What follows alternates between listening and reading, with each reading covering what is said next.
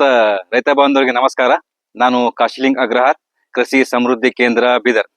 ಇವತ್ತ ಎಲ್ಲ ನಮ್ಮ ಬೀದರ್ ಜಿಲ್ಲೆ ರೈತ ಬಾಂಧವರಿಗೆ ಒಂದು ಬಹಳ ವಿಶೇಷವಾಗಿ ಒಂದು ವಿಡಿಯೋ ಮಾಡ್ತಾ ಇದ್ದೀನಿ. ಸೊ ಇವಾಗ ಆಲ್ರೆಡಿ ಕಬ್ಬಿನ ನಾಟಿ ಸ್ಟಾರ್ಟ್ ಆಗಿದೆ. ಸೊ ಕೆಲವೊಂದು ಕಬ್ಬಿನ ಕಟಾವು ಕೂಡ ಸ್ಟಾರ್ಟ್ ಆಗಿದೆ. ಸೊ ಈ ಒಂದು ಸಂದರ್ಭದಲ್ಲಿ ಎಷ್ಟೋ ಜನ ರೈತರಿಗೆ ನಾವು ಯಾವ ತಳಿ ಹಚ್ಚಬೇಕು, ಹೇಗೆ ಹಚ್ಚಬೇಕು, ಎಷ್ಟು ಪ್ರಮಾಣದಲ್ಲಿ ನಾವು ಏನು ಗೊಬ್ಬರ ಯೂಸ್ ಮಾಡಬೇಕು, ಯಾವ ತರ ನಾವು ಯಾವ ತಳಿ ಸಿಲೆಕ್ಟ್ ಮಾಡಿದ್ರೆ ಯಾವ್ದು ಇಳುವರಿ ಯಾವ ತರ ಬರುತ್ತೆ, ಸೊ ಯಾವ್ದ್ರ ಗುಣಮಟ್ಟ ಹೆಂಗಿದೆ, ಸೊ ಯಾವ ತರ ಪರ್ಫಾರ್ಮ್ ಮಾಡುತ್ತೆ ಅನ್ನೋದು ಬಹಳ ಜನ ಹತ್ರ ಸಂಕೋಚ ಇದೆ. ಸೊ ನಾವು ಕೆಂಪು ಭೂಮಿಗೆ ಯಾವ ತಳಿ ಬೆಳೆಸ್ಬೇಕು, ಕರಿ ಭೂಮಿಗೆ ಯಾವ ತಳಿ ಬೆಳೆಸ್ಬೇಕು, ಸೊ ಇಷ್ಟೆಲ್ಲ ಗೊಂದಲಗಳು ರೈತರ ಹತ್ರ ಅದಾವ. ಸೊ ಈ ಒಂದು ಎಲ್ಲಾ ರೈತರ ಸಮಸ್ಯೆ, ಈ ಒಂದು ಚಿಂತೆ, ಇದಕ್ಕ ಮುನ್ನೆಚ್ಚರಿಕೆಯಾಗಿ ನಾವೊಂದು ವಿಶೇಷವಾಗಿ ಒಂದು 10 ವೆರೈಟಿಗಳು ಸೆಲೆಕ್ಟ್ ಮಾಡಿ ನಮ್ಮ ಬೀದರ್ ಜಿಲ್ಲೆಗೆ ಸೂಕ್ತವಾಗುವಂತ ಒಂದು 10 ವೆರೈಟಿಗಳು.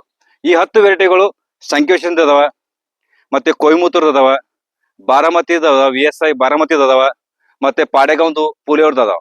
ಸೊ ಈ ಎಲ್ಲಾ 4 ರಿಸರ್ಚ್ ಸ್ಟೇಷನ್ ನಿಂದ ನಾವು ಆಯ್ದ ವೆರೈಟಿಗಳನ್ನು, ಅತ್ಯುತ್ತಮ ಪರ್ಫಾರ್ಮ್ ಮಾಡುವಂತ ಆಯ್ದ ವೆರೈಟಿಗಳನ್ನು ತಂದು ನಮ್ಮ ಒಂದು ಜಮೀನಿನಲ್ಲಿ ಎಲ್ಲಾ ಒಂದು ತಳಿಗಳು ಒಂದೊಂದು ಲೈನಲ್ಲಿ ಹಾಕಿ ಅದರ ಡೆಮೋನ್ಸ್ಟ್ರೇಷನ್ ಮಾಡಿದ್ವಿ.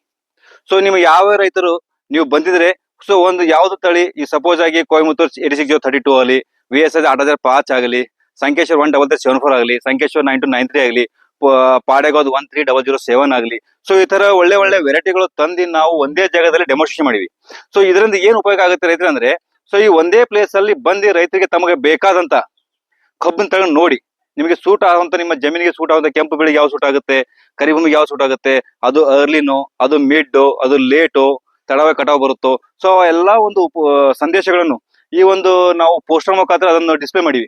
ಸಮೃದ್ಧಿ ಕೇಂದ್ರ ಚಿಟ್ಟನ್ ನರ್ಸರಿಗೆ ಬಂದು ಈ ಒಂದು ಡೆಮೋನ್ಸ್ಟ್ರೇಷನ್ ನೋಡಿ ಯಾವ್ದು ಕಬ್ಬು ಚಲೋ ಅದ, ಯಾವ್ದು ಕಬ್ಬು ಬೆಳೆಸ್ಬೇಕು, ಯಾವ್ದು ಕಬ್ಬು ಬೆಳೆಸಬಾರ್ದಾದ್ರೆ ಯಾಕೆ ಬೆಳೆಸಬಾರ್ದು, ಬೆಳೆಸ್ಬೇಕಾದ್ರೆ ಯಾಕೆ ಬೆಳೆಸ್ಬೇಕು, ಸೊ ಎಲ್ಲಾ ಗುಣಧರ್ಮಗಳನ್ನು ನಾವು ಇಟ್ಟು ಈ ಪ್ರಾಕ್ಟಿಕಲ್ ಮುಖಾಂತರ ನಾವು ಈ ಡೆಮೋನ್ಸ್ಟ್ರೇಷನ್ ಮಾಡಿದೀವಿ.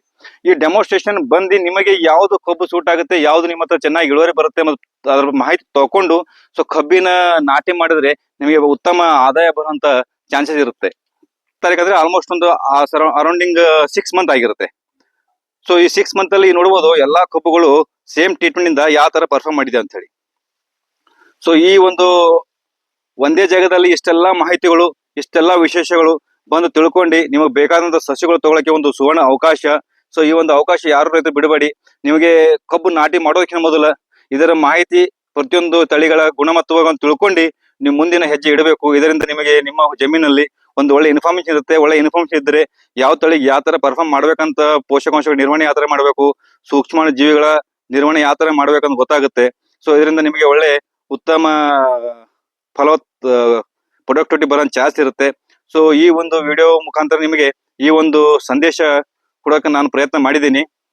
ಸೊ ನಿಮಗೆ ಏನಾದರೂ ಮುಂದೆ ಡೌಟ್ಗಳು ಇದ್ದರೆ ಸೊ ನಮಗೆ ಡೈರೆಕ್ಟ್ ಆಗಿ ಫೋನ್ ಮಾಡಿ ನಿಮ್ಮ ಮಾಹಿತಿ ತೊಳ್ಕೊಳ್ಬೇಕು. ಸೊ ನಿಮಗೆ ಬೇಕಾದ ಗುಣಮಟ್ಟದ ಸಸಿಗಳನ್ನು ತಗೊಂಡು ಹೋಗಬೇಕಾಗಿ ಕೇಳ್ಕೊಳ್ತೇನೆ. ಸೊ ಈ ವಿಡಿಯೋನು ನೋಡಿದಕ್ಕೆ ತುಂಬಾ ಧನ್ಯವಾದಗಳು.